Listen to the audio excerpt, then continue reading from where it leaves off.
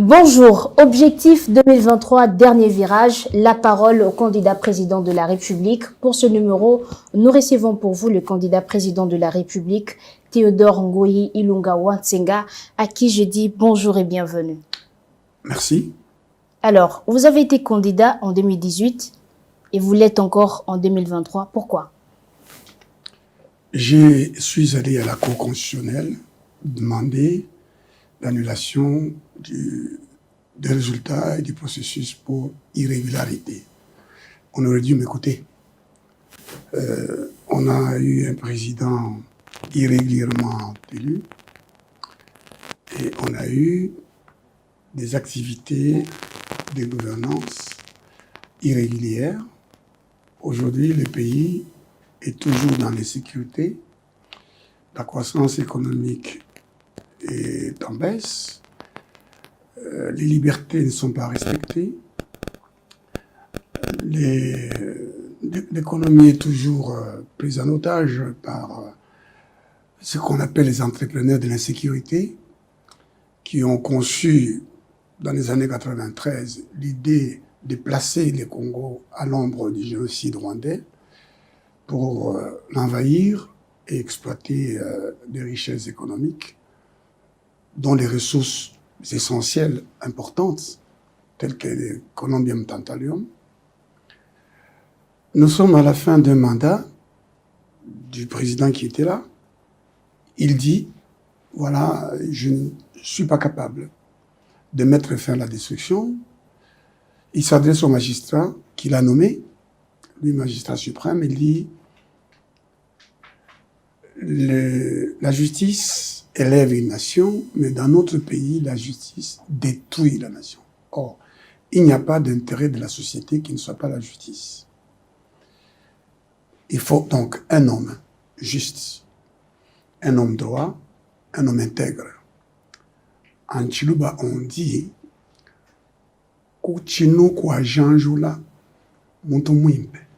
C'est-à-dire, ça veut dire quoi? C'est-à-dire, c'est lui qui garde le patrimoine de tout un peuple doit être un homme de bien, un homme droit. Pharaon avait dit à son peuple, où trouverions-nous un homme comme celui-ci en qui réside l'esprit? L'enjeu, c'est l'homme, c'est pas les projets. Mobutu avait les projets paradisiaques, mais où est-ce qu'il nous a amenés? C'est l'homme. Blumenthal disait, c'est un homme du Fonds monétaire international, à l'époque du Zaïre, il disait, le Zaïre n'a pas un problème économique, c'est un problème de mentalité.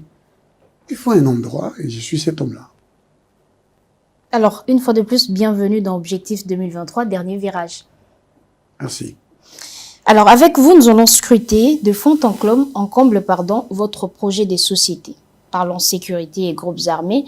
La République démocratique du Congo compte actuellement 252 groupes armés locaux, selon le DDRCS. Comment envisagez-vous lutter efficacement contre ces groupes armés et rétablir la sécurité dans les pays?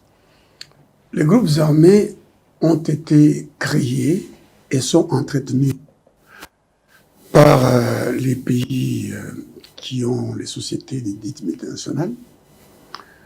Il fallait accéder à tout prix à nos ressources.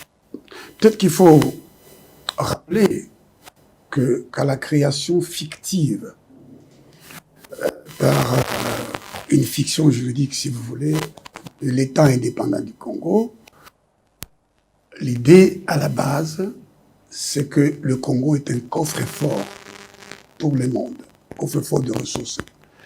Stanley Morton disait, le Congo est un scandale géologique. Les États qui se sont réunis à Berlin ont décidé qu'il n'y aurait pas de pouvoir souverain sur l'État indépendant du Congo. On a confié à un gardien, Léopold II, qui a commis un génocide pour exploiter le caoutchouc et l'ivoire. Le rapport Roger Kesmet, institué par la House of Commons de la Grande-Bretagne, le rapport Roger Kesmet disait qu'un génocide a été commis Et il fallait poursuivre Léopold II pour avoir massacré les peuples congolais. Il a préféré céder, parce que c'est ce qu'on voulait. Ce n'était pas tant l'intérêt du peuple victime des génocides, mais l'intérêt des ressources, l'accès aux ressources. Il a donc cédé ce qu'il a appelé ses possessions à la Belgique. Évidemment, la Belgique a mis ces ressources à la disposition des nations, parce qu'ils avaient dit aucun pouvoir n'exercera la souveraineté sur le Congo. No power shall exercise sovereignty over the Congo. C'est dans l'acte général de Berlin. Quand nous arrivons en 1960, Dieu nous donne un homme réellement élu, Lumumba. Et son discours de 1960 traduit un visionnaire en avance sur son temps. Le président américain dit « is a mad dog, as nowhere ». C'est un chien enragé. Il faut l'éliminer. Ben, il a été éliminé. Nous sommes arrivés à Mobutu. On a tout donné à Mobutu. Mais qu'est-ce qu'il a fait de ce soutien occidental, international? Ben rien. Il est parti. Laurent Désiré Kabila est arrivé dans les bagages des multinationales qui ont instrumentalisé la lutte de ceux qui prétendent être des Banyamulenge. Une création de Guissaro en 1974. Et Laurent Désiré Kabila a refusé d'être une marionnette. Donc, he was supposed to be a puppet. Donc, il était supposé être une marionnette. Il a refusé. Ben, on l'a tué. Et Joseph Kabila est arrivé au pouvoir. Il m'a approché, Joseph Kabila. J'ai refusé les fonctions qu'il m'ait proposées parce que j'estimais que la valeur essentielle pour laquelle moi je me bats et sur les fondements duquel je vais changer le Congo, c'est-à-dire la justice, entendu comme le respect des règles établies ou convenues, cette valeur-là ne pouvait pas, je veux dire, je ne pouvais pas la réaliser en étant ministre ou en exerçant même les fonctions de gouverneur de la Banque centrale, auquel il m'a nommé in fine, mais le décret n'avait pas été lu officiellement. Je n'aurais pas pu faire ce qui est juste. Mais concrètement, quelle serait votre politique pour lutter efficacement contre ces groupes armés? J'y arrive. Même Tshisekedi lui-même, il m'a fait consulter. J'ai toujours posé des conditions. Mettre fin au groupe signifie que l'on comprend d'abord la problématique. La problématique, c'est que c'est des groupes qui sont créés, qui sont entretenus. Il y a des gens qui ont créé ces groupes-là et qui veulent qu'ils perpétuent les non-États. De sorte que, actuellement, le président Tshisekedi, à l'instar du président Joseph Kabila, n'exerce pas l'autorité de l'État sur l'ensemble du territoire. Il est allé signer des accords étranges qui permettent à d'autres États de s'installer sur notre territoire, mais ça n'a pas mis fin à l'occupation. Au contraire, ça a renforcé l'occupation. Moi, j'y mettrai fin. De quelle manière? Parce que je suis d'abord un homme libre, donc je ne suis pas un candidat au service des sociétés multinationales. Il y a des candidats que l'on a fabriqués et que l'on soutient par la communauté internationale.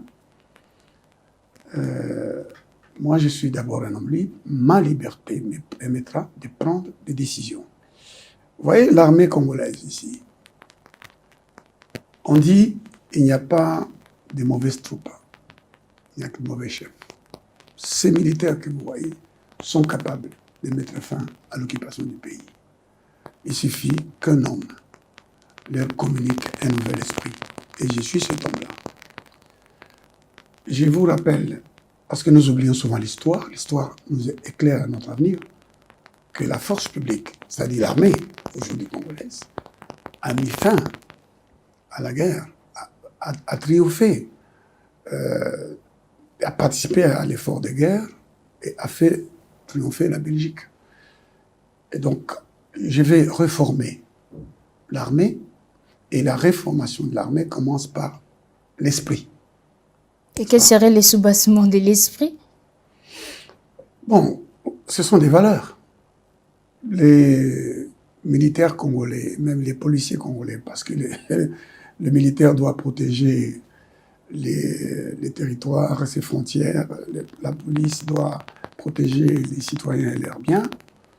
Mais cette police-là, cette armée est composée de Congolais qui sont placés dans les mêmes conditions des rabaissements, d'humiliation, qui les détournent de l'idée même qu'ils défendent l'idéal républicain, qui défendent leur pays.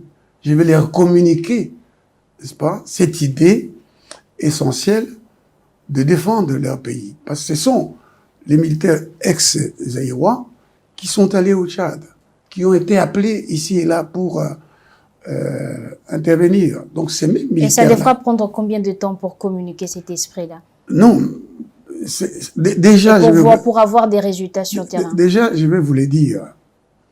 Dès lors que je suis élu président de la République, dès l'instant où je suis élu président de la République, l'esprit va changer. Parce que c'est un autre esprit qui va commencer à animer les Congolais. Permettez-moi de vous dire que je suis allé participer, comme représentant de la RDC, aux célébrations de 25 ans du lancement du projet international de l'UNESCO, la route de l'esclave, à Cotonou. Donc, je suis passé par le Rwanda. Qu'est-ce que j'ai observé là-bas? C'est l'esprit. L'esprit du professionnalisme, la volonté de bien faire les choses. Et cet esprit-là, il manque aux Congolais. Ils conduisent les Congolais dans l'éducation. Nous détruisons notre éducation parce qu'il n'y a pas l'idéal de justice, l'idéal de bien faire. On détruit tous les secteurs. L'administration détruite parce qu'il n'y a pas cet idéal. Le Congolais n'est pas animé par l'esprit qui consiste à travailler pour sa nation et à comprendre que ce qu'il fait dans la sphère de pouvoir qui lui est donnée, dans la sphère de l'activité qui est la sienne, il est en train de travailler pour l'ensemble du pays. Moi, je vais amener cet esprit-là dès mon élection. Alors, dans ces mêmes chapitres, selon le programme PDDRCS, 14 groupes armés étrangers opèrent dans 5 provinces de l'Est. Quelles sont vos propositions concrètes pour mettre fin à cette situation rapidement? Je viens de vous le dire. Il faut réformer. Il faut réformer l'armée. Je vais le dire. Je vais dire le mot parce que tout le monde dira ça. Mais il faut communiquer un nouvel esprit à l'armée. Il faut communiquer un nouvel esprit à la police. Il faut communiquer un nouvel esprit à la population. Il faut communiquer un nouvel esprit à la jeunesse. Et vous avez un timing pour ça? Non, mais je viens de vous le dire. Nous revenons sur la même chose. Dès mon élection, n'est-ce pas? Je vous dis, madame, dans tous les pays du monde, vous prenez le phénomène Obama, dès que Obama était élu, il y avait un nouvel esprit qui régnait. Malheureusement, c'est dans son agir qu'il a raté le coche à plusieurs égards. Mais ce ne sera pas mon cas. Alors, les ADF ont prêté allégeance à l'État islamique et sont considérés comme un groupe terroriste par les États-Unis d'Amérique. Comment prévoyez-vous éradiquer ces groupes de la République démocratique du Congo? Comme je l'ai dit, ce sont deux groupes créés, financés, économiquement, politiquement, en termes de matériel, de guerre. Où est-ce qu'ils trouvent les armes? Il y a des gens qui leur donnent les armes. Il y a cet aspect diplomatique dont je peux vous parler maintenant, qui est important, parce qu'il faudra parler avec ceux qui arment les groupes ethniques, les groupes armés. Il faut parler avec ceux qui pensent qu'il faut que ce groupe continue à s'aimer la dévastation, le désordre, la mort, pour qu'eux prennent ce qu'ils prennent. Nous allons dialoguer avec tous ceux qui font cela pour pouvoir leur faire comprendre qu'ils peuvent accéder à nos ressources autrement, d'un point de vue partenariat, gagnant-gagnant.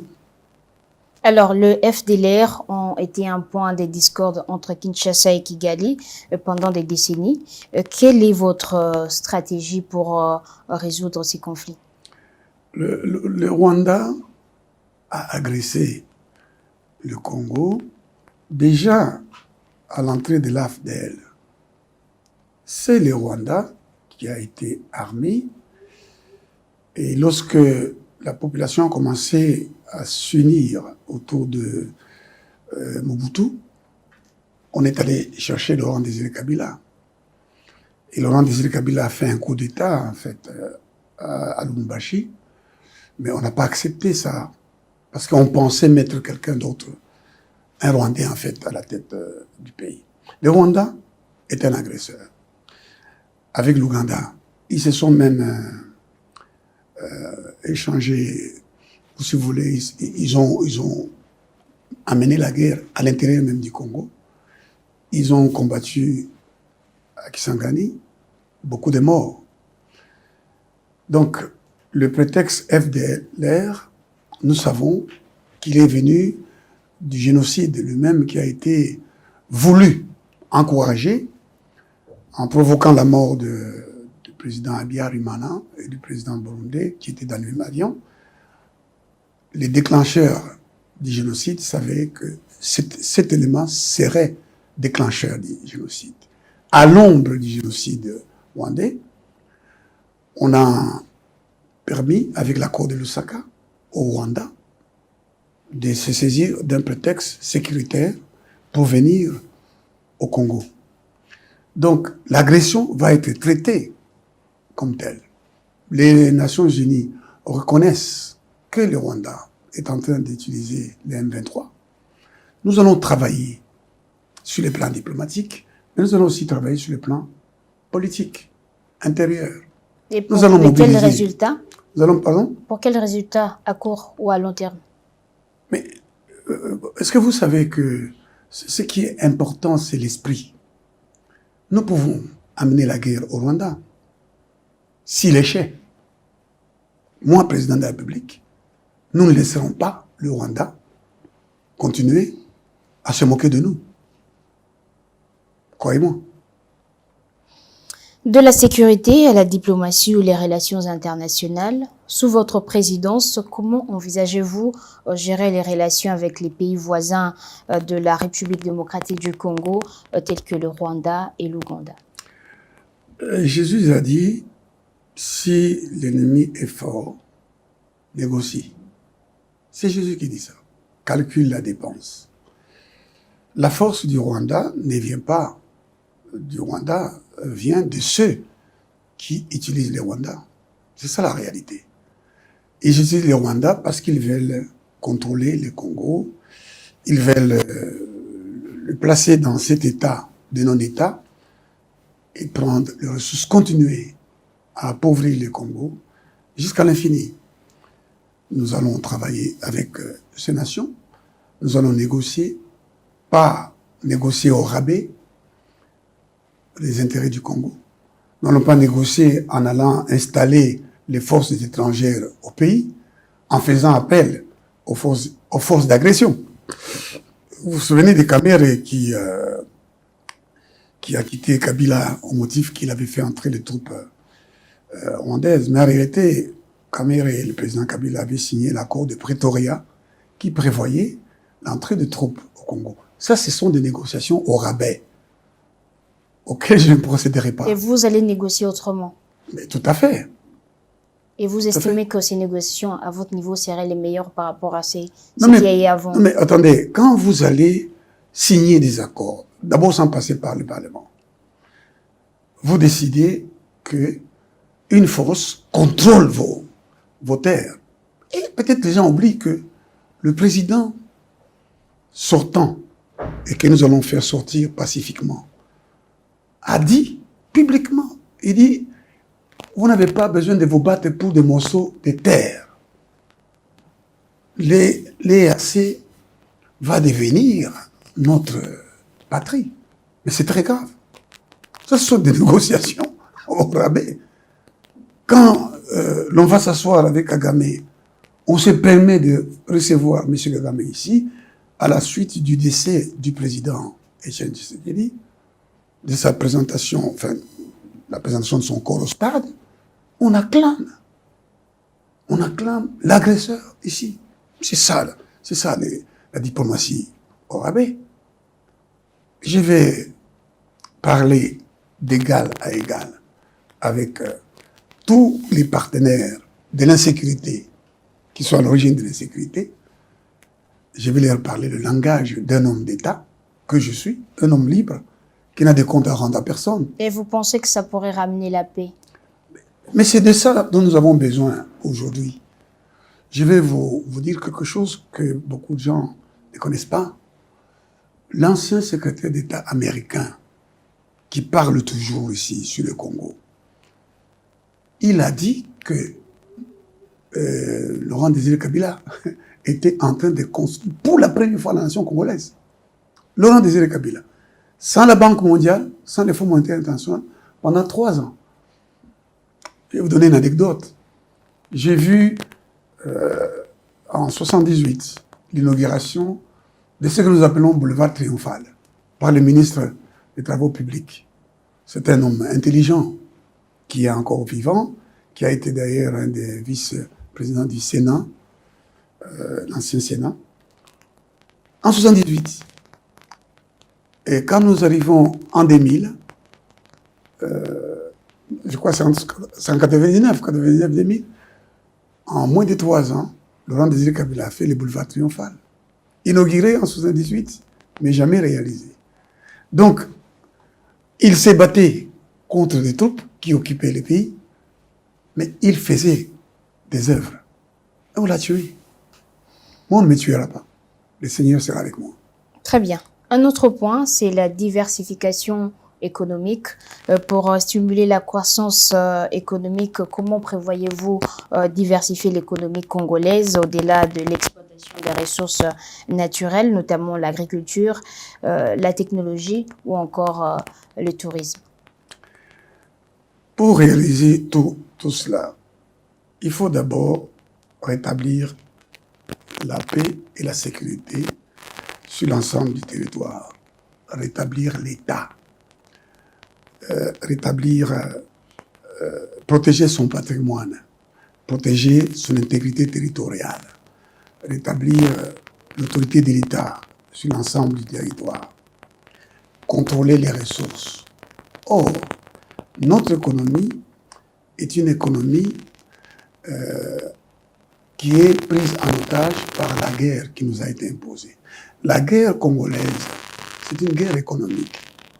On nous empêche d'avoir le contrôle de l'essentiel de nos ressources à ce jour pour pouvoir construire des projets économiques. Il faut d'abord libérer ces ressources. Il faut mettre fin à l'occupation. Il faut mettre fin à la guerre. Il faut rétablir l'autorité de l'État. Et aussi, pendant que nous sommes en train de faire cela, il faut mettre fin à la gabegie financière. En 5 ans, le budget de l'État, qui est déficitaire aujourd'hui, il n'y a pas de croissance, la croissance est en baisse. Le budget de l'État a été affecté en grande partie à quelles activités? Au voyage du président de la République. C'est combien d'argent qui a été englouti dans les différents voyages du président de la République? Le budget de l'État a été englouti dans quoi? Dans les poches des gens. J'apprends, sauf si je m'abuse, que les jeux de la francophonie ont fait disparaître plus de 300 millions. Vous pouvez me donner les chiffres exacts, vous êtes journaliste. Combien d'argent a été dépensé? Je suis le président de la République qui va mettre fin à cette gabegie financière et qui va rendre aux Congolais tout cet argent qui est dans les poches des gens. Il y a des gens qui n'avaient pas grand-chose au début du mandat de Tshisekedi, même au début du mandat de Joseph Kabila. Qu'est-ce que le président Joseph Kabila avait quand il est devenu président de la République? Qu'est-ce qu'il a à la fin de ses 18 ans de gouvernance? Il est le propriétaire de Kingakati et de beaucoup d'autres choses. Tshisekedi, qu'est-ce qu'il avait quand il est devenu président de la République en 2018? Mais qu'est-ce qu'il a aujourd'hui? Et qu'est-ce que vous avez maintenant, avant de devenir président de la République? Voilà, je suis professeur d'université, n'est-ce pas?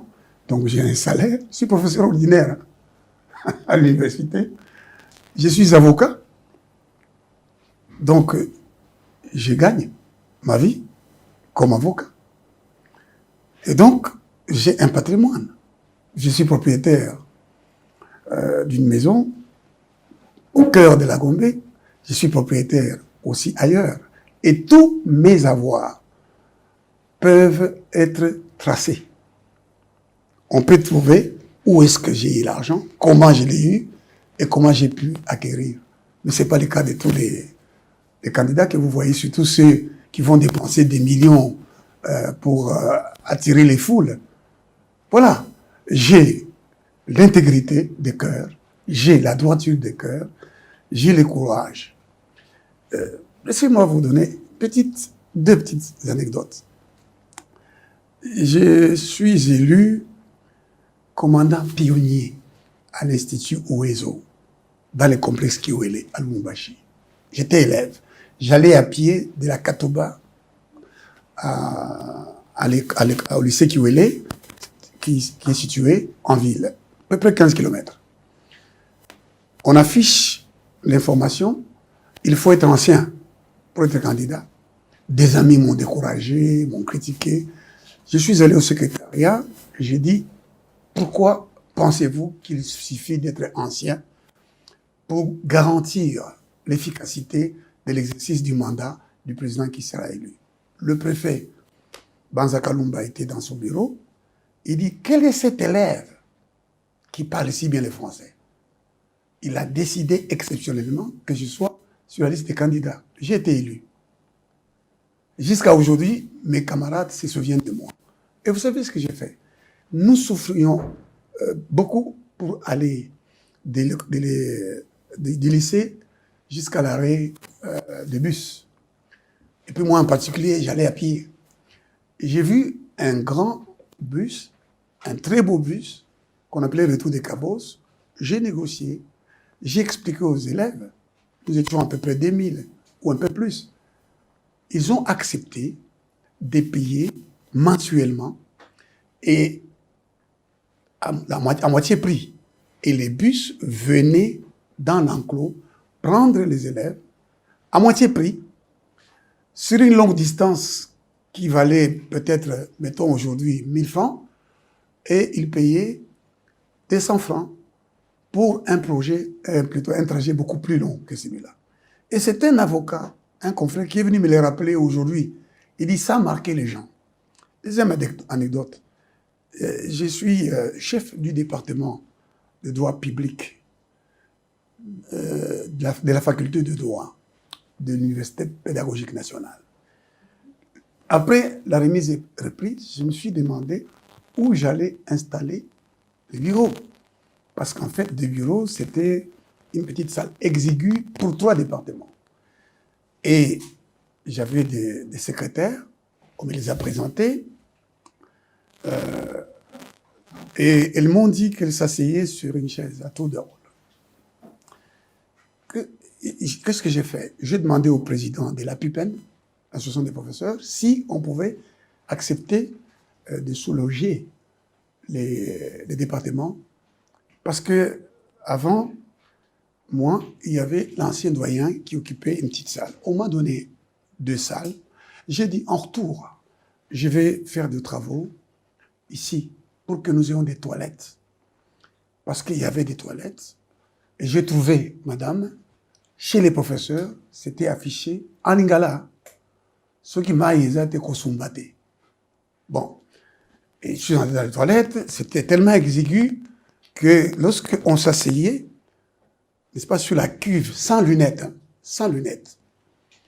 Les lunettes, c'est cette partie de la cuve sur laquelle on s'assoit. Les pieds étaient dehors, la porte ouverte, et il fallait claquer les mains pour signaler sa présence. Mais qu'est-ce que j'ai fait? J'ai décidé, tout simplement, d'utiliser mes propres moyens. J'ai fait des toilettes modernes, là-bas, où il y a des carreaux. J'ai fait installer un système d'hydrophore qui fait monter de l'eau. Au lieu que le professeur aille puiser de l'eau, n'est-ce pas, dans un tonneau, il n'a qu'à appuyer, n'est-ce pas?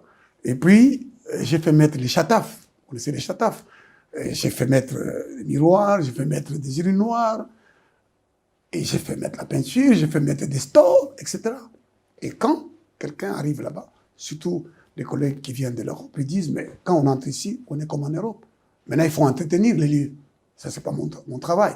Et donc, je vous ai donné ces anecdotes pour vous dire tout simplement que ce que j'ai, c'est plus important que l'argent que les autres font valoir ou les relations avec la prétendue communauté internationale. Ce que j'ai, c'est l'intégrité des cœurs, c'est la droiture. Et moi, je n'ai pas besoin d'aller chercher l'argent comme président de la République. Parce que Dieu m'a appris par mon père à vivre avec ce que j'ai. C'est ça la grande différence avec tous les candidats présidents de la République. Mon père me disait, ne laisse pas les gens dire de toi que tu es un voleur, un homme malhonnête. Non. Si on dit que tu es malhonnête, que ce soit faux. Mais que les gens disent que tu es pauvre, c'est pas grave. Tu ne seras pas toujours pauvre dans ta vie. Et il ajoutera, dans ma langue, l'honneur et la dignité ne se monnaient pas. Et plus tard, le préfet, Moué Pouchamboui, qui était des études quand j'étais élève, qui est devenu préfet après, me dira la même chose. Monsieur, à l'époque, on disait citoyen Théodore, citoyen Ngoï, l'honneur et la dignité ne se monnaient pas. Donc, ce que j'ai, je l'ai gagné en travaillant. Tout ce que j'ai jusqu'à aujourd'hui. Très bien. Et donc, et ça c'est très important parce que je vais arriver là pour prendre le contrôle, n'est-ce pas, de l'argent des contribuables congolais et le leur retourner sous forme d'emploi, sous forme de salaire, qui n'ont pas aujourd'hui, même les professeurs que je suis. Je vais le leur retourner sous forme d'accès à l'eau, d'accès à l'électricité, sous forme de routes, de grandes routes. Justement, vous parlez de l'agriculture. Il faut des routes, des dessertes agricoles. Il faut désenclaver le pays. Parce que voyez-vous, madame, quand j'étais candidat gouverneur du Katanga, j'ai dit aux députés, j'ai dit, ne mettez pas, ne choisissez pas un commerçant. Il va venir faire le commerce ici. Mais moi, je vais prendre l'argent qui vient du Sud, grâce aux ressources, pour faire les routes. Je vais relancer Avec la voie ferroviaire, les voies fluviales, les voies maritimes, les voies routières, pour évacuer les produits. Quand vous partez de Lubumbashi vers Kalemi, vous traversez des contrées qui ont toutes sortes de richesses. Vous voyez des mangues qui pourrissent. Vous voyez toutes sortes de fruits qui pourrissent parce qu'on ne sait pas les évacuer. On ne sait pas les vendre. Nous avons les poissons qui pourrissent dans le lac Tanganyika, le deuxième en profondeur dans le monde. Il y a au moins 12 couches de poissons. Jusque-là, on n'a exploité qu'une seule couche. Les poissons meurent. Nous avons besoin de connecter le Congo dans son ensemble et de pouvoir non seulement évacuer les différentes ressources naturelles que nous avons. Comment vous allez connecter le Congo dans son ensemble? Mais je venais de vous dire, il faut de l'argent. Et l'argent, il est détourné dans les poches des gens. Les prédateurs nationaux et internationaux s'entendent. Vous savez, la communauté internationale voudrait voir un dirigeant qui va perpétuer la misère du Congo. C'est-à-dire un dirigeant qui va leur donner accès à nos ressources totalement. Ils ne veulent pas des dirigeants comme moi, mais je demande au peuple... Parce que vous dites, vous êtes intègre. Oui, parce que, en ce qui me concerne, moi, je vais, comme je l'ai dit, prendre l'argent qui est utilisé dans les poches des gens, par les prédateurs nationaux associés aux prédateurs internationaux, je vais utiliser ça pour créer les routes. Je vais faire les routes qui vont désenclaver le pays, mais qui vont aller... Je vais vous dire, madame, j'ai parlé avec des agents de la Régie des eaux. Ils m'ont dit, mais professeur, il vous suffit, pour réaliser ce que vous dites là, il faut que vous arriviez à décider que l'eau soit gratuite. J'ai dit oui, je le ferai. Parce que nous allons mettre de l'eau, avec tout l'argent que l'on dilapide, nous allons donner l'accès à l'eau à la maman qui est au village là. Avant qu'on ne vienne construire des maisons durables, on va aller dans les maisons, le sono là, avec le sono, vous voyez la paille, on lui met de l'eau là, dans sa maison. Il est dans sa maison d'un sono, mais il a de l'eau. Parce que l'eau est là, dans la rivière, elle coule. Mais on ne sait pas la lui apporter, la lui amener de manière pure. Et comment y arriver? Mais c'est l'argent, justement. C'est le budget qui est détourné. C'est l'argent qui va dans les poches de la plupart. Mais regardez, tous ceux qui ont été politiciens sont devenus riches au Congo. Mais où est-ce qu'ils ont trouvé l'argent? Mais c'est clair. Et puis, au temps de Tshisekedi, c'est devenu encore plus évident.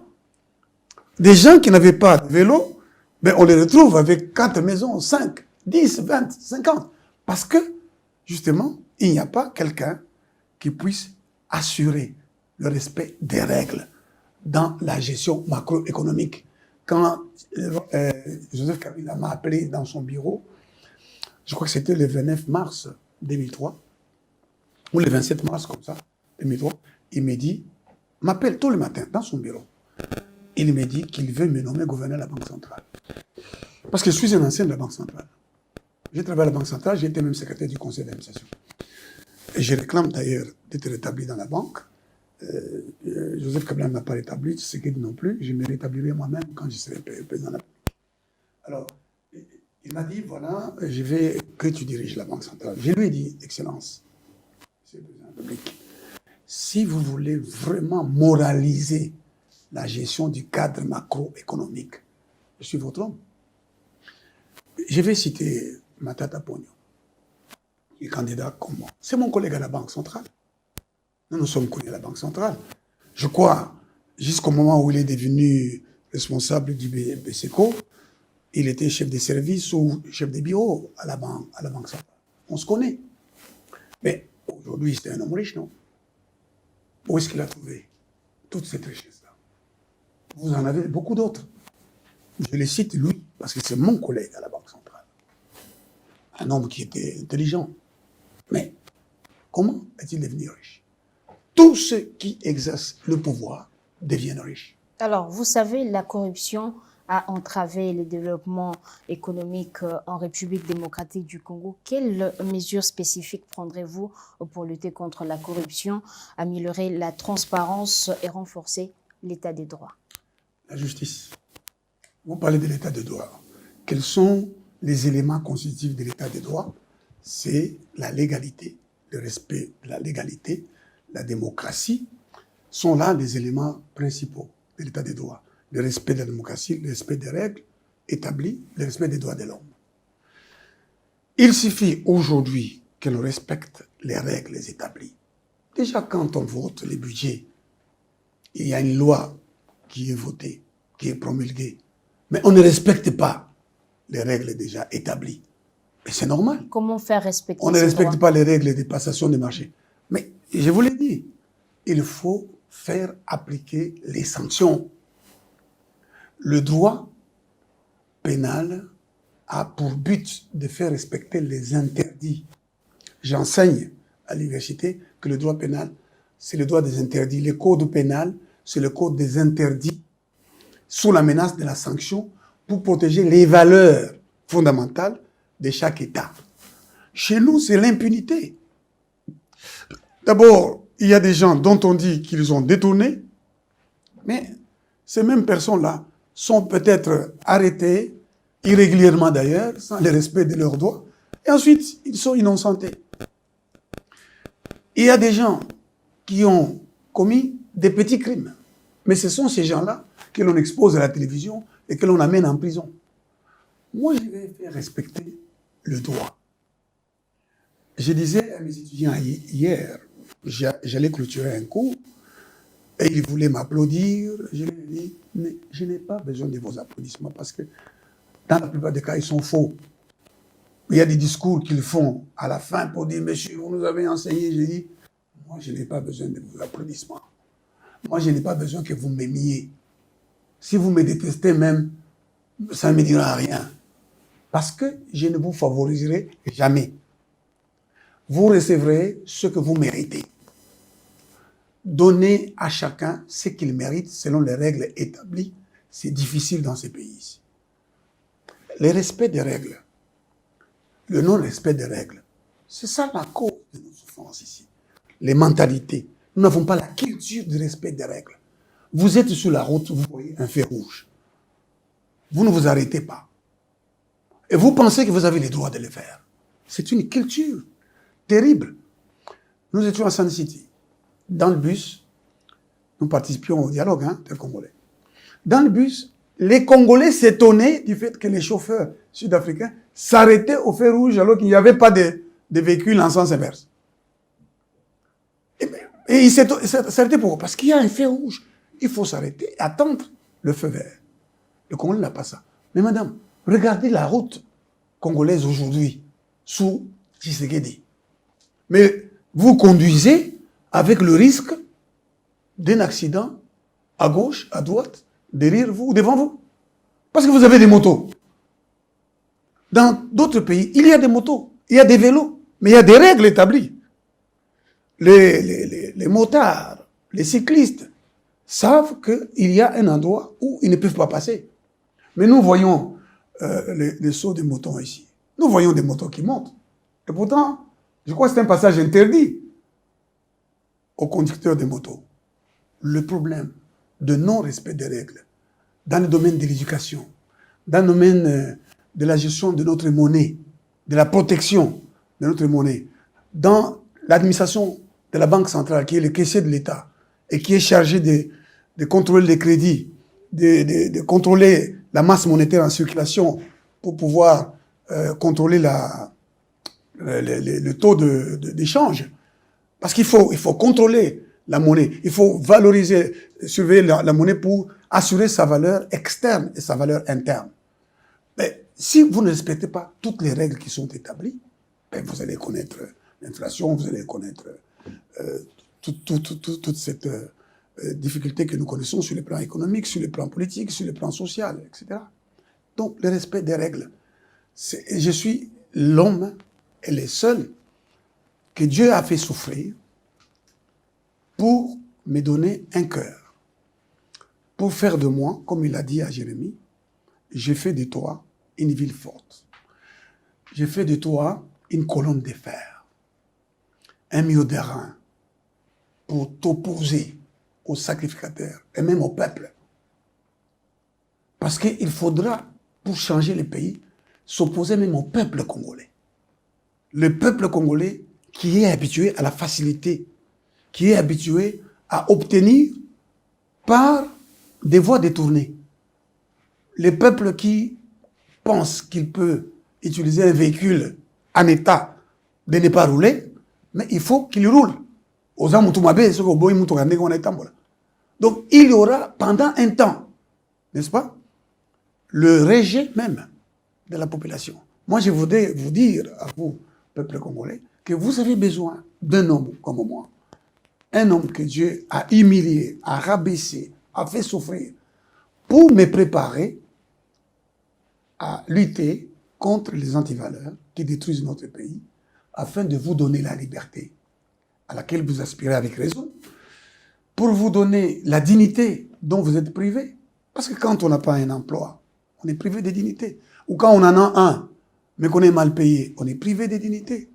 Quand on peut être arrêté sans respect des règles constitutionnelles, on n'a pas de dignité. Alors, comment comptez-vous gérer les contrats entre la République démocratique du Congo et les groupes d'entreprises chinoises, notamment ceux connus sous le nom de contrats chinois? C'est encore ce que je disais tout à l'heure, des négociations au rabais qui ont conduit à cela. Il faudra, dans le respect des engagements internationaux, parce qu'il faut toujours savoir que les relations internationales sont gouvernées par le pacte, hein, le respect des règles, la bonne foi. Nous allons, dans le respect de la bonne foi, renégocier la plupart des contrats pour pouvoir obtenir l'avantage qui convient, qui revient à la République.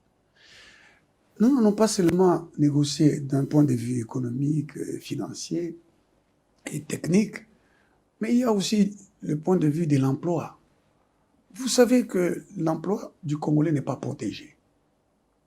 Non seulement il n'est pas protégé en amont et en aval, mais il n'est pas rémunéré comme il se doit. Il y a des Chinois qui pensent qu'ils ont le droit de maltraiter des Congolais, de frapper des Congolais, et il y a des Congolais qu'on utilise pour fouetter les autres Congolais. Non, nous allons mettre fin à tout ça, madame. Alors, le coltan est essentiel à l'industrie de la téléphonie mobile, mais ces recettes ne sont pas correctement représentées dans les revenus publics. Quelle sera votre stratégie pour remédier à cette situation? Bon, évidemment qu'il faut d'abord, comme je l'ai dit, nous revenons à ces points essentiels. Il faut mettre fin à l'occupation et au contrôle de nos ressources par les groupes armés utilisés, ou les groupes armés au service des sociétés multinationales et de ces pays, de ces puissances qui vivent à notre détriment. Le coltan est exploité par le Rwanda. Le Rwanda a même fait construire une usine, je crois, qui doit travailler sur le coltan. Le Rwanda exploite le gaz méthane sur la Kivu. Tout cela demande que Dieu nous aide, une fois élus. Et ici, je voudrais vraiment attirer l'attention des Congolais. L'enjeu de l'élection. Ne kopata muntu mzuri. Hein? Kozwa muntu malamu. Des enjeux. Faites très attention. Beaucoup de gens ebele bakoya bazana bongo, mais tout ça na bongo te. Bakoya bakosala ba discours. Yeba kaka ke soki mboka ekokaki kobonga na ba projet de société linga kobonga. Et mais bonga te mobutu asala projet de société eleki ba projet ebele. Mais bonga ka te pa mutu azaki wana, azaki mutu mabe. Ngana za mutu malamu. Mbongo bayibaka bino na kozongisela bino. Mbongo bayibaka bino na kopesa bino yango na forme ya nzela ya malamu, na forme ya bandako, logement social pe kozala, forme ya kotonga ba école, forme ya kosala banzela, forme ya kopesa bino misala na ba salaire esengeli. Nyonso wana tokosola yango soki sikoyo bo comprendre que l'enjeu maintenant ezali mutu malamu.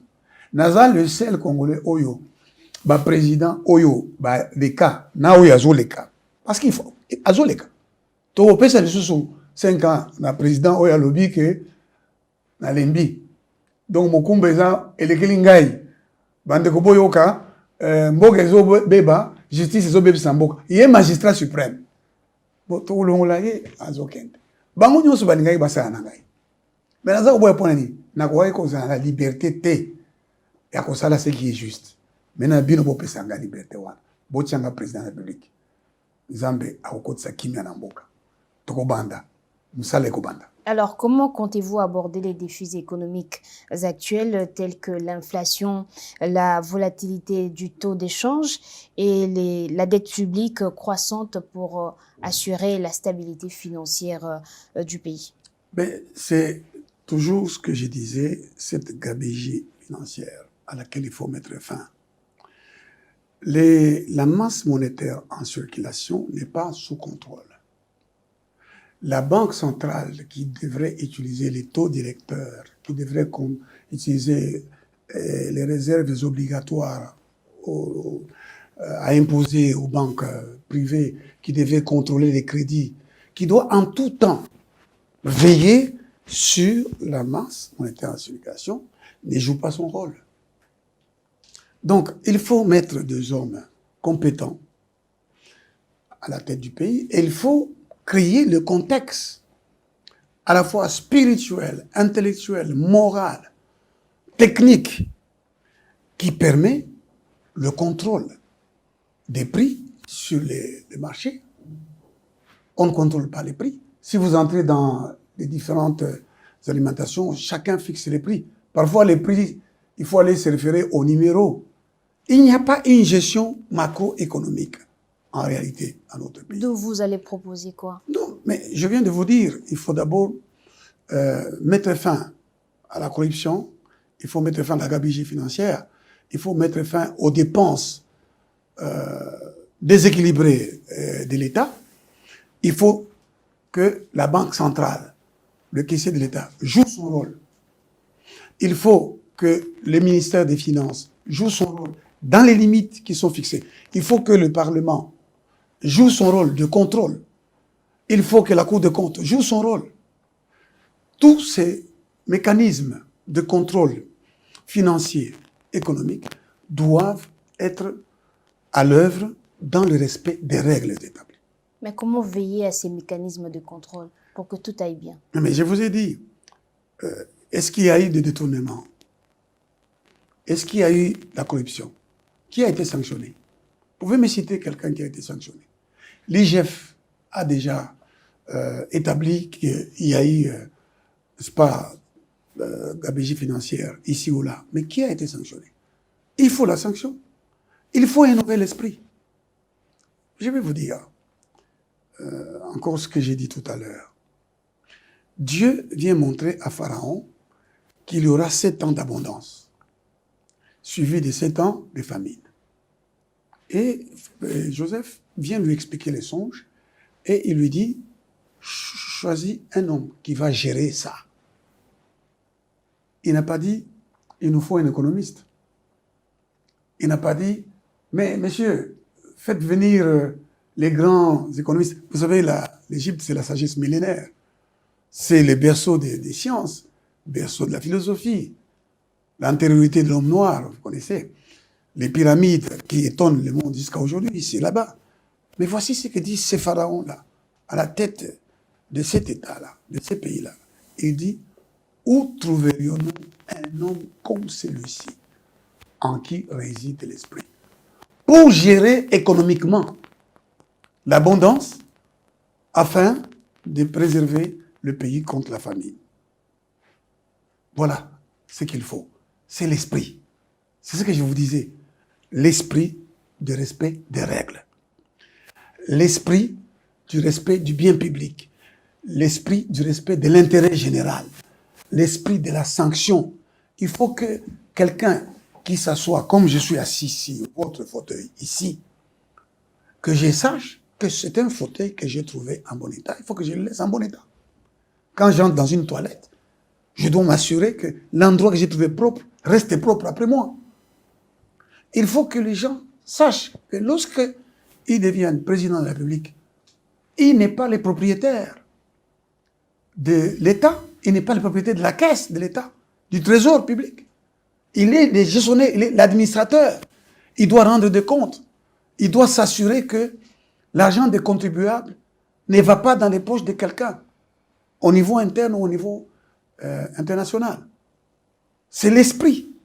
Alors, quelles mesures spécifiques envisagez-vous pour promouvoir l'investissement étranger et stimuler la croissance économique, en particulier dans des secteurs tels que l'exploitation minière, l'agriculture et l'industrie? Je vais vous dire, parlons un peu de l'agriculture. Bukangalonzo, investissement des millions à Bukangalonzo pour faire l'agriculture. Nous n'avons pas des résultats palpables, parlants aujourd'hui. Mais a-t-on besoin au Congo d'acheter des engrais? Dans ma propriété ici à la Gombe, j'ai mangé les feuilles de manioc. J'ai mangé les manioc. J'ai mangé les feuilles de patates. J'ai mangé les patates douces. Là-bas. Je n'ai pas planté. Il suffit que vous laissiez tomber un grain. Le Congo, tout entier ici, peut nous rapporter beaucoup sur le plan de l'agriculture. Mais surtout, il y a des paysans qui, jusqu'à aujourd'hui, produisent. Il faut investir dans ces paysans-là. Il faut donner les moyens aux pêcheurs. Il faut donner les moyens aux cultivateurs. Ne parlons pas seulement de l'investisseur étranger qui, lui, ne vient chercher que son intérêt personnel. Parlons aussi des investisseurs congolais, des paysans que vous voyez là, qui produisent du manioc, qui produisent des patates, qui produisent des bananes, qui produisent du makemba. Nous mangeons ici au Congo le riz de Bumba. Mais allez dans les alimentations, vous trouvez que le riz. Le riz de Philippines ou de Tahiti ou de je ne sais où. Nous mangeons des pommes qui viennent de l'étranger, alors que nous avons des pommes des pays. Promouvoir il faut financer. L'investissement d'abord Mais c'est ce que j'ai local. dit. Mais il faut financer l'activité locale. Il faut investir dans les budgets, il faut prévoir les moyens qui permettent d'évacuer ces produits. Et je vous ai dit qu'il faut faire des routes. Il ne faut pas seulement faire des routes, il faut donner un nouvel esprit. Allez voir ces paysans-là, leur dire, vous qui pêchez les poissons, votre poisson. Moi, je suis ce qu'on appelle moi là-bas. Hein? Pas ma mère. Donc, j'essaie, vous savez, on dit écoutez que là. C'est-à-dire aller sur un lac, rester là-bas des années pour attraper les poissons. Dans la pirogue, avec les comment on appelle les maquila. Les filets, mais dans notre langue, c'est Bukonde. Hein? Avec ça, vous allez vous attrapez les poissons. Ils sont nombreux. Moi, quand j'étais petit, j'ai vu des commerçants venir du Sénégal, venir acheter à Boukama le poisson salé et aller les vendre. Les poissons allaient jusqu'à Mboujima, et de Mboujima, il allait ailleurs. Si nous commençons par donner les moyens et valoriser ces gens-là sur l'ensemble du territoire, nous aurons déjà résolu en partie les problèmes de notre alimentation. C'est ce que vous ferez? Mais je le ferai, certainement, je le ferai, sans mépriser ou négliger les investisseurs internationaux. Nous allons veiller à ce que le cadre légal des investissements ne permette pas aux investisseurs de venir, de gagner de l'argent sans nous en faire gagner à notre tour. Alors, en santé, la malaria reste un problème majeur en République démocratique du Congo. Quelle stratégie comptez-vous mettre en place pour intensifier les efforts de prévention, de diagnostic et de traitement de la malaria au cours de 5 prochaines années? J'ai parlé tout à l'heure de l'accès aux structures de santé. Il n'y a pas de structures de santé à l'intérieur du pays. Là où se trouvent les foyers de la malaria. Il n'y en a pas. Il y a des médecins qui font les interventions chirurgicales avec des lames de rasoir. J'ai déjà dit aux médecins, je voudrais les leur dire encore aujourd'hui, pour avoir vécu 4 ans en exil forcé, lorsqu'on a incendié ma propriété, au motif que je ne soutenais pas Joseph Kabila, j'ai été forcé de vivre en Angleterre. J'ai vu les médecins anglais. Mais vous arrivez, ce qu'on appelle les GP, les médecins généralistes, General Physician. Donc vous arrivez, il est sur l'ordinateur. Vous parlez, il regarde sur l'ordinateur et vous prescrit les médicaments. Mais tandis que nos médecins congolais ici, ils n'ont pas tout ça. Mais ils appliquent ce qu'ils ont appris à l'école. Les médecins en général, il y a des médecins corrompus, bien sûr, etc. Il y a des médecins incompétents. Mais en général, ces médecins sauvent des vies sans moyens. Nous allons leur donner des moyens. Nous allons créer les structures sanitaires bien modernes et nous allons valoriser notre pharmacologie. Madame, les médicaments, le meilleur dans le monde contre la malaria, c'est au Kivu ici, la pharmakina. Nous avons une société de fabrication des médicaments que l'on néglige. Donc voilà, nous allons donner des moyens à nos structures qui existent. Nous allons en créer d'autres. Et nous allons évidemment travailler dans la prévention. La prévention consiste aussi à faire ce qui se faisait à l'époque. Nous voyions à notre époque, ce n'étaient pas nos parents, c'était des services d'hygiène qui venaient avec des pompes. On pompait des produits dans les maisons, dans les quartiers, des services d'hygiène qui ne fonctionnent pas jusqu'à aujourd'hui. Nous allons mettre ça. Moi, je me souviens, à notre époque, on avait des services de ramassage d'immondices. Dans nos quartiers à Lakato, moi j'ai grandi à Lakatouba, enfant des pauvres. Et je suis heureux d'avoir eu ses parents et d'avoir vécu dans la pauvreté. Parce qu'on m'a appris qu'est-ce que c'est qu'être un homme. Comme David disait à Salomon, sois un homme. Je suis devenu un vrai homme. Un homme qui ne dépend pas des circonstances négatives. Un homme qui croit. Christ en moi l'espérance de la gloire. Et c'est avec ça, dans cet esprit-là, c'est Jésus que je vais invoquer le jour de ma prestation de serment. Parce qu'il y en a qui invoquent d'autres esprits le jour de leur prestation de serment. Moi, je vais invoquer celui qui vit au siècle des siècles. Alors, et nous allons ensemble travailler à en la environnement, comment envisagez-vous promouvoir la protection de l'environnement et le développement durable en République démocratique du Congo, compte tenu de son patrimoine naturel unique? Vous posez cette question alors que je viens de clôturer la journée scientifique sur le droit de l'environnement à la faculté de droit de l'Université pédagogique nationale, où je suis professeur et chef, je suis professeur ordinaire et chef du département de droit public.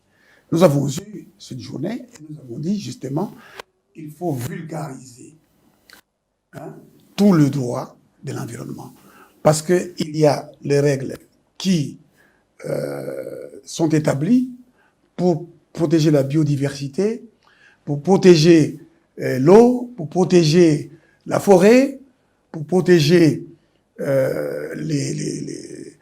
la faune, la flore, etc., pour protéger les réserves qui sont occupées. D'ailleurs, au moment où je parle, le président que je vais remplacer, le président sortant, l'a même dénoncé dernièrement à la réunion de 3 bassins, je crois, c'est comme ça que ça s'appelle.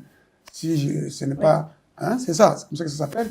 Il a dénoncé l'occupation d'une de nos réserves par le Rwanda.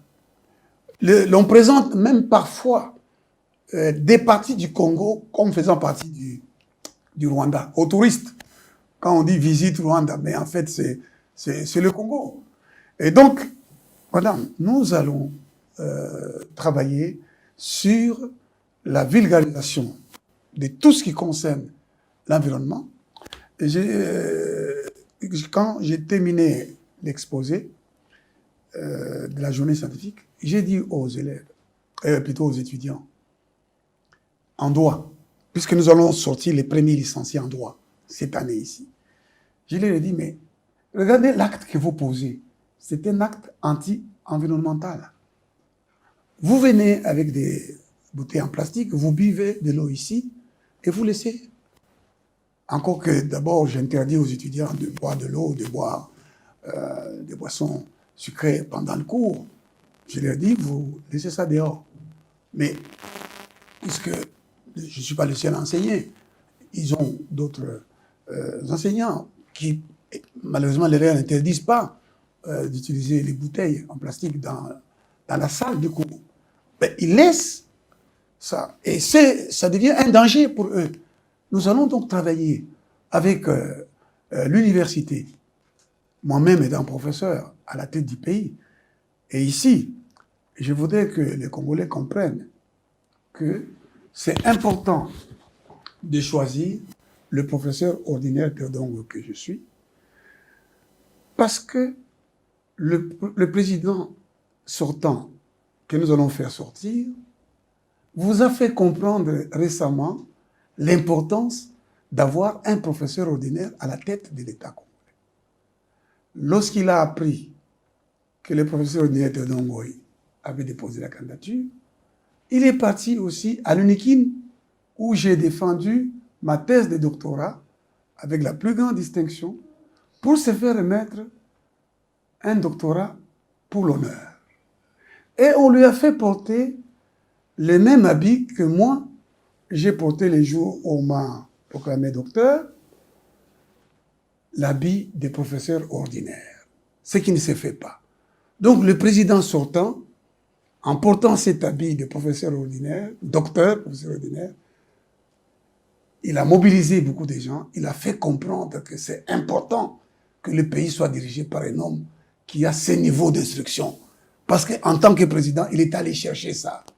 Mais moi, je l'ai, après avoir travaillé pendant plusieurs années et avoir présenté et soutenu une thèse devant mes pairs, je suis devenu docteur et professeur ordinaire. Voilà. Donc, comme professeur ordinaire, je vais d'abord valoriser l'enseignement. Je vais valoriser l'enseignant depuis l'enseignant de l'école primaire, parce que si je suis ce que je suis, c'est grâce à ces messieurs qui m'ont appris A plus B. Je suis convaincu qu'ils sont tous morts, parce qu'en première primaire, j'avais monsieur Kabeya, en deuxième primaire, monsieur Kabongo, en troisième primaire, monsieur Kabeya, en quatrième primaire, monsieur Kal Jonathan. Et tous ces enseignants-là, je les reconnais à travers les autres enseignants. Moi, Yodongoy, je vais donner ces nobles, redonner ces lettres de noblesse à l'enseignant.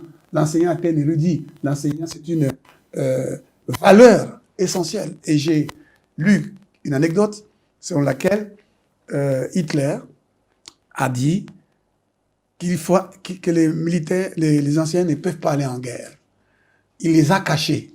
Il a dit, si nous perdons la guerre, vous travaillerez avec la jeunesse pour lui enseigner comment sortir de la guerre et reconstruire le pays. Si nous gagnons la guerre, vous allez leur expliquer comment. On les a préservés. L'enseignant, c'est un patrimoine essentiel. Vous voulez détruire les nations, détruisez l'éducation. Et le pays est détruit parce qu'on a détruit l'éducation. Donc, sur la question de l'environnement, l'université, l'école secondaire, l'école primaire vont être mises à contribution pour la vulgarisation des règles relatives à l'environnement. Et évidemment, nous allons capitaliser les ressources environnementales essentielles que nous avons. 40%, je crois, si je ne m'abuse, du carbone mondial, c'est nous. Nous protégeons la couche de l'ozone, nous, Congolais. Eh bien, il faut que les pollueurs payent. Il faut que nous puissions voir qu'est-ce que nous pouvons obtenir. Nous avons, vous me donnez l'occasion de me dire et de dire au peuple congolais, mais nous avons tellement de ressources qu'il nous manque seulement qu'un homme de bien. Et je suis cet homme-là. Ne ratez pas cette occasion. Nous avons tantôt parlé de l'éducation. Quelle sera votre approche en ce qui concerne la gratuité de l'enseignement des bases en RDC et quelles mesures spécifiques comptez-vous prendre pour améliorer les systèmes éducatifs du pays? Bon, la gratuité de l'enseignement est devenue un slogan creux, malheureusement, parce que mon fils est élève dans une école où je paye beaucoup d'argent pour le scolariser. Je vais travailler pour que le budget de l'État, parce que nous allons mettre la main sur les ressources qui sont en train de disparaître, nous allons donner un budget important. Je crois que, si je me trompe, Israël, par exemple, et d'autres pays ont donné beaucoup d'importance à l'éducation. Je crois, après le budget de la défense, c'est le budget de l'éducation. Et c'est ce que vous comptez faire aussi? Je vais le faire. Parce que vous pensez que c'est une nécessité? Absolument. Mais écoutez, si je parle comme ça, avec aisance comme je le fais, si je peux comprendre aussi aisément la problématique du changement de notre pays, c'est parce que j'ai étudié. Parce que j'ai pu étudier. La preuve, c'est que Mobutu s'est entouré de qui? Des professeurs. Monsieur Joseph Kabila s'est entouré de qui? Des professeurs. Son dernier directeur de cabinet, c'est un professeur. Je crois qu'il a eu 2 ou 3 directeurs de cabinet, professeurs. Mouilania, c'est mon collègue professeur. Lumanu, que moi j'ai connu étudiant, il était chez des travaux, il a été son directeur de cabinet, c'était un professeur. Beya Sikou, c'est mon collègue professeur. un homme que j'apprécie, qui est avocat aussi. Donc, Tshisekedi s'est entouré des professeurs d'université. La plupart des gens qui l'entourent sont des universitaires. Maintenant, cessons de mettre ceux qui ne le sont pas au pouvoir et qui vont chercher les universitaires.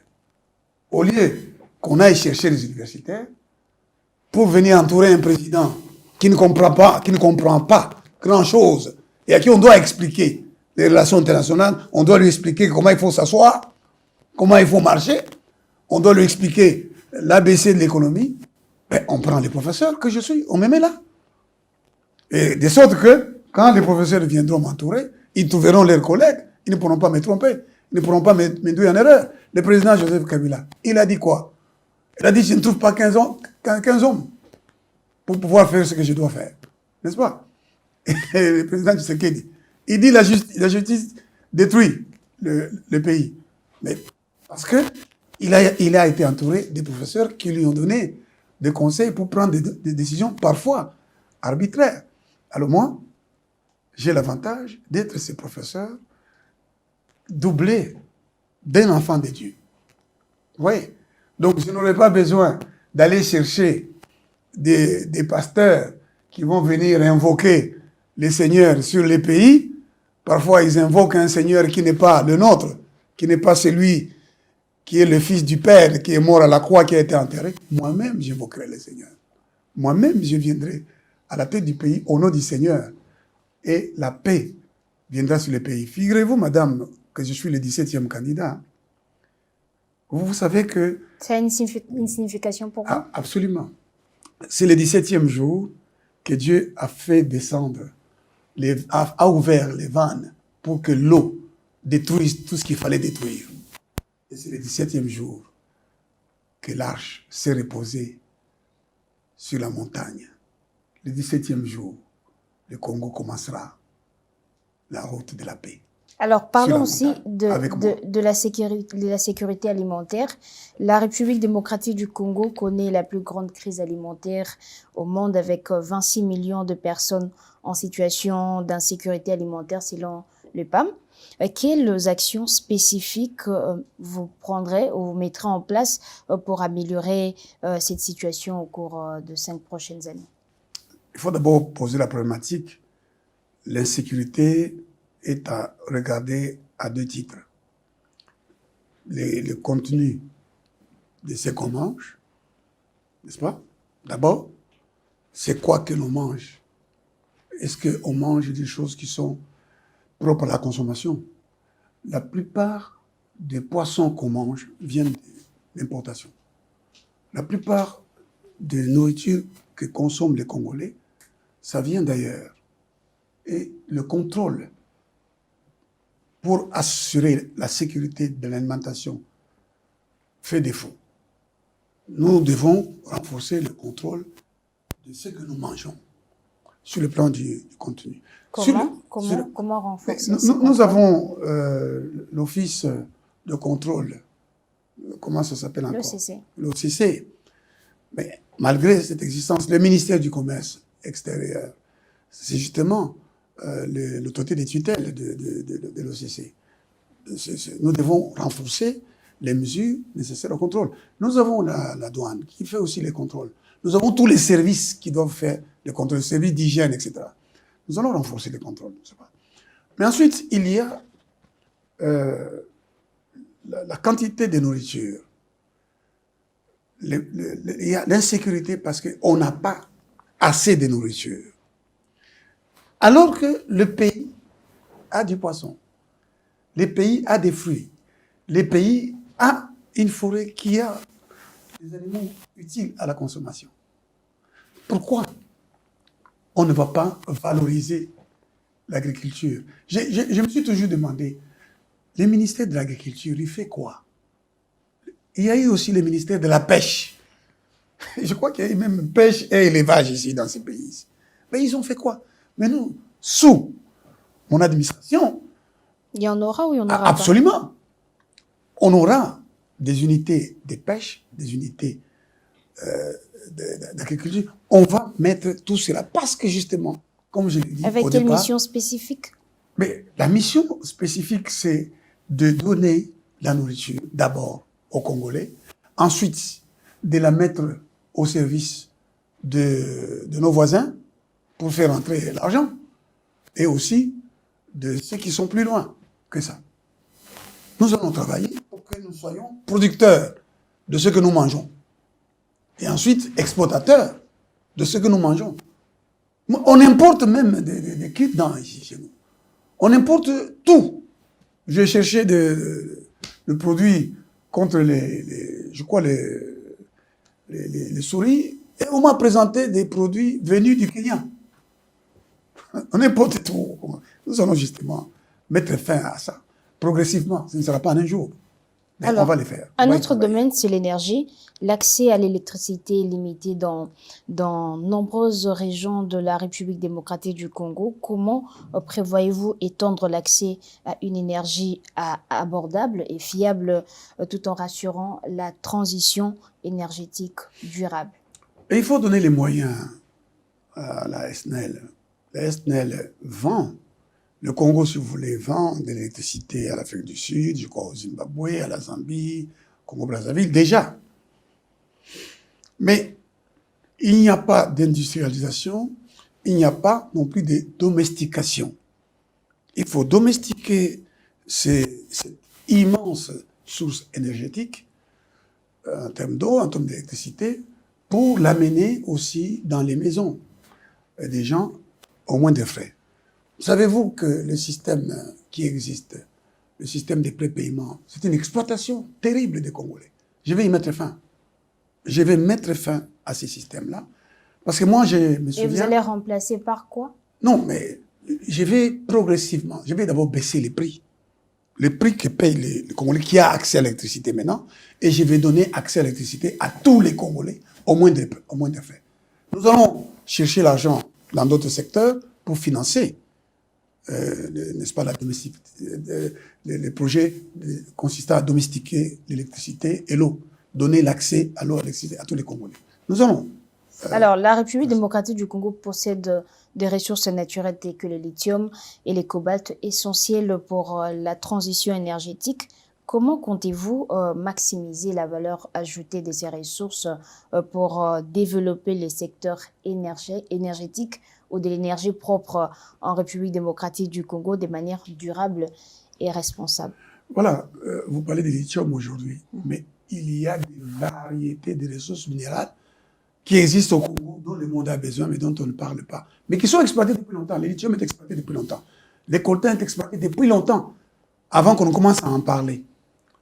Ce que j'ai dit, c'est que ces ressources-là sont à libérer d'abord et à gérer, de manière à ce que on donne des moyens qui permettent de fructifier ces ressources, de les diversifier, de les transformer. Il faut des usines de transformation, il faut des usines de fabrication. Le lithium, par exemple, c'est l'avenir, n'est-ce pas? C'est une ressource, comme on dit, verte, qui va donner au monde la possibilité de réduire la destruction de l'environnement. Mais il faut industrialiser cela. Il faut des usines de transformation. Nous allons travailler avec des investisseurs internationaux, mais aussi des investisseurs nationaux. Et nous allons surtout récupérer toutes nos ressources qui traînent ici et là. Moi, je vais vous dire, pour revenir à l'exemple du département de droit public, quand je suis arrivé, j'ai trouvé là, je crois, on m'a dit qu'il y a 100 000 francs dans la caisse. Bon, ben, j'ai tout simplement demandé, lors de la mise de reprise, quels sont les actes qui sont autorisés pour un département afin d'obtenir de l'argent pour pouvoir faire fonctionner le département. Et j'ai créé ces sources de financement ou d'autofinancement parce qu'on dit que le département est autonome administrativement et financièrement. J'ai créé. Je vous dis, par exemple, savez-vous qu'il y a des ressources qui disparaissent au ministère de la Justice, dans les cours et tribunaux? Il y a de l'argent que l'on peut récupérer. Je disais à un titulaire, non, il n'est pas titulaire, comment on les appelle, un greffier divisionnaire dans une de nos juridictions. Je lui dis, combien d'argent pensez-vous que ces greffiers amassent tous les jours? Et je lui ai dit, lorsque je serai président de la République, je vais prendre des mesures pour dire que le greffier, les procureurs et les juges qui entrent au palais de justice, en tout cas qui vont dans leur bureau, n'aient rien dans leur poche. Et à la sortie, ils n'ont rien dans leur poche. Et on va voir que les recettes administratives vont augmenter. Nous allons avoir de l'argent, nous allons avoir des ressources. Donc nous avons des ressources partout. Pas seulement les ressources minérales, mais nous avons d'autres sources de financement des activités de l'État. Voilà, pour terminer, face à la caméra, dites aux Congolais pourquoi ils doivent porter leur choix sur vous et quelles seront vos premières actions une fois élus. Vous avez aujourd'hui, avec votre carte d'électeur, le pouvoir de changer l'histoire. Si vous choisissez de maintenir celui qui est sortant, alors qu'il dit lui-même que pendant qu'il est là, le pays s'est détruit, vous aurez maintenu le pays dans la destruction. Si vous choisissez l'un de ces politiciens qui sont soit préparés par la communauté internationale, soit préparés par les moyens qu'ils ont pu s'approprier à notre détriment, vous allez vous tromper. Mais si vous choisissez Théodore Oboy, voici ce qui va se passer. Dès mon élection, la paix, la détente, un esprit de paix, un esprit du travail, un esprit du respect des règles va s'installer dans le pays. Et le respect des règles, c'est ce qu'on appelle la justice. Et la justice va nous permettre de récupérer tout l'argent qui disparaît sous forme de corruption, sous forme de dépenses de l'État non contrôlées. Nous allons mettre cet argent à votre service, sous forme d'emploi, sous forme de salaire, sous forme de routes, sous forme d'accès à l'eau, d'accès à l'électricité, d'accès aux soins de santé, d'accès à un logement décent. Et nous allons reconstruire notre pays. Donc, c'est avec le numéro 17 qui vous parle que cela est possible. Parce que Christ à moi, c'est l'espérance de la gloire. Que Dieu vous bénisse. Merci d'avoir répondu à notre invitation. Merci de m'avoir invité. Un candidat, un projet, ce numéro d'Objectif 2023 Dernier Virage est terminé. Merci de l'avoir suivi. On se retrouve prochainement avec un nouvel invité. Au revoir.